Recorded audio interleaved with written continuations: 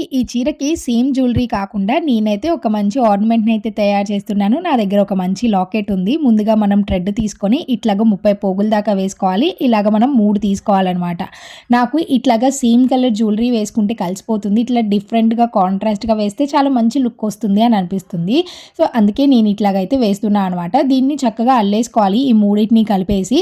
నేనైతే ఈ జ్యువెలరీ ఇప్పుడు తయారు చేయడం కోసము ఈ లాకెట్‌ని నేను కేవీఆర్ కలెక్షన్స్ అనే ఇన్‌స్టాగ్రామ్ పేజ్ నుంచి తీసుకున్నాను. వాళ్ళ పేజ్‌ని ట్యాగ్ చేస్తాను. వాళ్ళ దగ్గర బోలెడన్ని న్యూ కలెక్షన్స్ ఉన్నాయి. పేజ్‌ని ట్యాగ్ చేస్తాను. అండ్ ఇప్పుడైతే మనము ఈ లాకెట్‌ని పెట్టేసుకోవాలి. ఇట్లాంటి ఇండివిడ్యువల్ లాకెట్స్ అనుకోండి మనం చాలా వాటికి మ్యాచ్ చేసుకోవచ్చనమాట. అందుకే నేను సెపరేట్‌గా వచ్చే లాకెట్స్‌ని ఎక్కువ ప్రిఫర్ చేస్తాను. ఇప్పుడు దానికి అటాచ్‌మెంట్ అటాచ్ చేసేసి మనం జ్యువెలరీ వేసుకున్నాము అంటే ఇంత బ్యూటిఫుల్‌గా కనిపిస్తుంది. ఈ సారీ కూడా బాగుంది కదా! తారాశ్రీ ఫ్యాషన్ 99 అనే ఇన్‌స్టాగ్రామ్ పేజ్ ఇప్పుడు నుంచి నేను చేసిన తీసుకున్నాను. ఈ జ్యువెలరీ నచ్చిందా మీకు? నచ్చితే డెఫినెట్‌గా ఉపయోగపడే వాళ్ళకి షేర్ చేసి లైక్ చేయండి. Thank you.